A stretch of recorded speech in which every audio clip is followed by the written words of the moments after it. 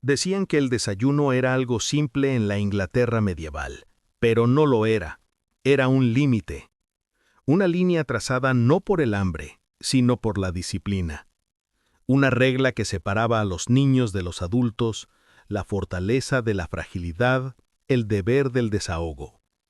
La mayoría comenzaba el día con el estómago vacío, no porque faltara comida, sino porque comer temprano tenía un peso religioso, social y moral. Los adultos se levantaban, se vestían y salían al frío, sabiendo que las primeras horas pertenecían al trabajo, no al alimento. Los niños vivían bajo otra lógica. Sus cuerpos se consideraban inacabados, su fuerza todavía en formación. Así que, mientras un hombre ajustaba la correa de su herramienta y una mujer revisaba el fogón antes de empezar sus tareas, un niño ya podía estar masticando pan o bebiendo una cerveza tibia. No era generosidad, no era comodidad, era estructura. Un mundo donde la comida matutina existía, pero no para todos. Un mundo donde comer temprano significaba cruzar hacia un espacio que los adultos aprendían a evitar. Porque en la Inglaterra medieval, el desayuno no era simplemente comida, era permiso, otorgado a algunos, negado a otros y vigilado por la fe tanto como por la costumbre. Y cada hogar, cada campo, cada monasterio vivía bajo la misma expectativa. Los niños podían empezar el día con comida. Los adultos debían ganársela. La idea medieval del desayuno no nació del apetito. Nació de una estructura, moldeada por la Iglesia, reforzada por los hogares y repetida durante siglos hasta volverse parte del aire que todos respiraban. En ese mundo, comer temprano no trataba de sobrevivencia, trataba de mostrar que el día tenía un orden correcto. Quien comía antes de rezar, antes de comenzar una tarea, antes de que el ritmo del trabajo se activara, parecía actuar fuera de secuencia. No era un pecado severo, ni un escándalo, pero sí una falta de orden. Todo descansaba en una suposición sencilla. La disciplina venía antes que el alimento. Una persona demostraba control soportando la incomodidad, y la comida era comodidad. Esto no significa que los adultos vivieran en ayuno constante hasta el mediodía. Significa que trataban las primeras horas como una prueba, un momento para mostrar paciencia, firmeza y capacidad de resistir. No hacía falta leer teología para absorber la idea. Los aldeanos la entendían desde la infancia. En un hogar medieval, el día se ordenaba así. Primero se alimentaba el ganado, se preparaban las herramientas, se traía el agua, se avivaba el fuego. El cuerpo podía esperar porque el mundo exigía atención. Y la expectativa estaba tan arraigada que incluso cuando había comida disponible, un poco de pottage del día anterior, pan sobrante, cerveza en la jarra, los adultos dudaban antes de tocarla. No porque estuviera prohibida, sino porque comer temprano rompía el orden que creía necesario para mantener la vida estable. El hambre matutina no era un problema, era evidencia de disciplina. Si los adultos vivían bajo contención, los niños vivían bajo protección. Sus cuerpos eran considerados frágiles, su crecimiento irregular, su energía limitada. Un niño que comía al comenzar el día no era un consentido, era alguien administrado. La sociedad medieval no idealizaba a la infancia, la trataba como una etapa que exigía supervisión, alimento y corrección. Los registros más claros vienen de las escuelas. En 1397, el Winchester College establecía que los alumnos menores de 16 años recibían desayuno cada mañana, no como premio, sino como norma. La idea era simple: un cuerpo joven necesitaba apoyo antes de cualquier estudio o labor. Los mayores, en cambio, quedaban excluidos. A los 16 años, un joven ya debía soportar el ritmo de los adultos. Primero rezar, luego trabajar, después comer. Un alumno del siglo XV describió sus primeros años con naturalidad. El desayuno llegaba sin esfuerzo. Los sirvientes se lo llevaban a la cama. Comía antes de vestirse, antes de sus lecciones, antes de salir al frío. No hablaba de comodidad ni de pérdida, simplemente registraba cómo era ser niño. Al crecer, las mañanas cambiaron. Se levantaba antes del alba, caminaba sus estudios bajo la luz de la luna y esperaba horas antes de la primera mordida de pan. La transición marcaba su entrada en la adultez más claramente que cualquier ceremonia. Un estómago lleno al amanecer era señal de niñez, la espera de madurez. Los niños comían temprano porque la sociedad creía que lo necesitaban. Los adultos esperaban porque la sociedad creía que debían hacerlo. Fuera de los hogares y las escuelas, el mundo medieval dependía de trabajadores cuyos cuerpos vivían al límite. Para ellos, retrasar la comida no era cuestión de disciplina, sino de necesidad física. Un registro del norte de Francia de 1474 lo resume bien. Los albañiles debían comenzar a trabajar a más tardar a las 5 de la mañana. A las 8 ya habían pasado horas levantando, arrastrando, cortando y cargando. El desayuno no era indulgencia, era mantenimiento. Incluso así, el mismo principio seguía vigente. Primero el esfuerzo. Nadie comía al despertar. Solo después de haber entregado varias horas de trabajo podían detenerse a comer, y esa pausa validaba el alimento según las expectativas sociales. El que contribuía, comía. El que aún no había trabajado, esperaba. Las condiciones del oficio definían todo. Los campesinos a menudo comían donde estaban, sin moverse del lugar. El pan se partía contra la rodilla, el queso se cortaba con el mismo cuchillo de trabajo, la cerveza se pasaba de mano en mano. No había comodidad, había reposición. El desayuno no era un ritual ni una tradición sentimental.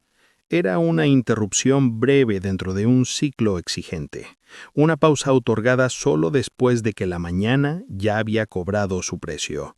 En los monasterios, donde la vida diaria se medía por campanas y votos, el desayuno tenía un significado aún más estricto.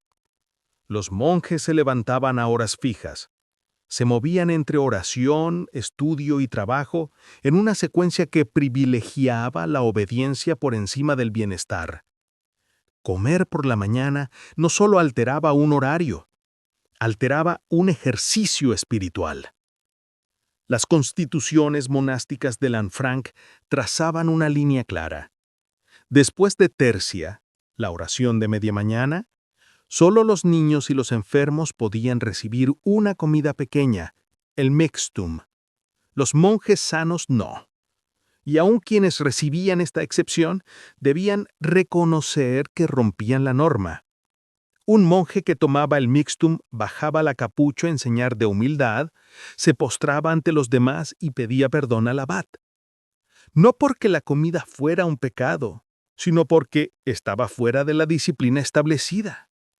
En la vida monástica, el desayuno no representaba alimento, representaba desviación, aceptada, pero siempre registrada. Lo que en un hogar común era simplemente estructura, en un monasterio era compromiso. Si el monasterio formalizaba la contención, la sociedad laica la absorbía de forma más sencilla: no comer antes de la misa. No era una ley escrita, era una costumbre tan repetida que se volvió casi invisible. En el poema medieval Sir Gawain and the Green Knight, un señor oye misa al amanecer y solo después come un sop, pan ablandecido en líquido, antes de partir a caballo. La escena no se presenta como algo extraordinario porque el público medieval ya entendía la secuencia. La oración ponía en marcha el día y la comida venía después. Las casas reales seguían el mismo ritmo. Eduardo IV ordenó que su hijo tuviera desayuno solo después de asistir a misa. Incluso la realeza subordinaba el apetito al orden religioso. Los aldeanos también seguían ese patrón de manera natural. La iglesia marcaba el comienzo del día. Las campanas ordenaban el trabajo, los avisos y las responsabilidades. Comer antes de la campana podía interpretarse como falta de disciplina. No significaba vivir con miedo. Significaba aceptar que el apetito tenía un lugar, y ese lugar era después de la devoción. El día no se abría con comida, se abría con obligación. Cuando el desayuno sí aparecía, decía mucho sobre la persona que lo recibía. Para la mayoría de los adultos era básico: pan, queso, cerveza o un poco de pottage frío, lo justo para seguir adelante. Para los niños era similar, pero más frecuente: un pan suavizado con bebida tibia, un trozo pequeño de queso, restos del día anterior. Para los nobles, el desayuno tenía otro propósito: mostrar posición. La casa de Eduardo I mantenía un cocinero dedicado únicamente al desayuno. Los registros de Cecily Neville detallan sus raciones matutinas: pan fino, cerveza, vino y una porción de cordero o res hervida. Los sirvientes recibían menos: pan, algo de cerveza, tal vez un pescado salado. Los mozos de establo recibían lo mínimo: pan y cerveza, nada más. Incluso en Cuaresma, el desayuno no desaparecía, se transformaba: arenques salados, sprats, pescado curado. El desayuno reflejaba jerarquía con absoluta claridad. Quién comía, qué comía y cuándo comía revelaba más sobre su lugar en la sociedad que la ropa o los bienes. Las comidas eran declaraciones. El desayuno era una de las más evidentes. Entre los alimentos asociados al desayuno medieval, uno destaca por lo que revela sobre la mentalidad de la época: el sop. Un sop era pan ablandado en algún líquido. Su simplicidad permitía infinitas variaciones según la riqueza del hogar. Un sop humilde se hacía con cerveza o caldo. Uno refinado usaba vino, y el elaborado sopes doré del siglo XV mezclaba leche de almendras, azafrán, especias dulces y pan tostado. La leche de almendras era común, no un lujo. Se usaba en días de ayuno y se conservaba mejor que la leche animal. Las especias, jengibre, canela, clavo y maciz, hablaban del comercio y del estatus. Pero lo más importante fue la transformación con el tiempo. Poco a poco, el pan dejó de ser el centro. El líquido ganó protagonismo: más espeso, más condimentado. En algún punto, el pan desapareció del plato.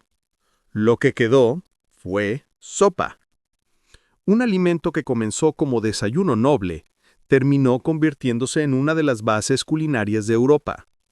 La mañana medieval dejó una marca permanente en la mesa moderna. Con el avance de los siglos, el peso del desayuno comenzó a cambiar. El crecimiento de las ciudades, el comercio, los nuevos ritmos de trabajo y la complejidad de los hogares alteraron la forma de comenzar el día. Los comerciantes trabajaban más temprano. Los artesanos necesitaban energía desde la mañana. Los nobles adoptaron el desayuno como hábito, especialmente cuando los viajes o la administración requerían actividad temprana. Panaderías abrían antes del alba. El olor del pan fresco se volvió parte del amanecer urbano. El acceso cambió la costumbre. Aún así, la memoria del viejo orden persistía. Incluso en la era Tudor temprana, diarios y registros muestran que el desayuno existía, pero no se daba por sentado. La gente seguía hablando de él como algo condicional, no universal. La transición no fue brusca, fue desigual, lenta y distinta según el lugar y la clase social. El desayuno no apareció, dejó gradualmente de estar asociado a la disciplina estricta y comenzó a verse como una parte más del día. Pero la lógica antigua, la importancia del orden, del deber, de la espera, siguió influyendo en la forma en que la gente pensaba sobre el hambre y la responsabilidad. Hoy el desayuno parece algo obvio. En la Inglaterra medieval era una marca de edad, de deber, de jerarquía y de creencia. Los niños comían porque estaban creciendo.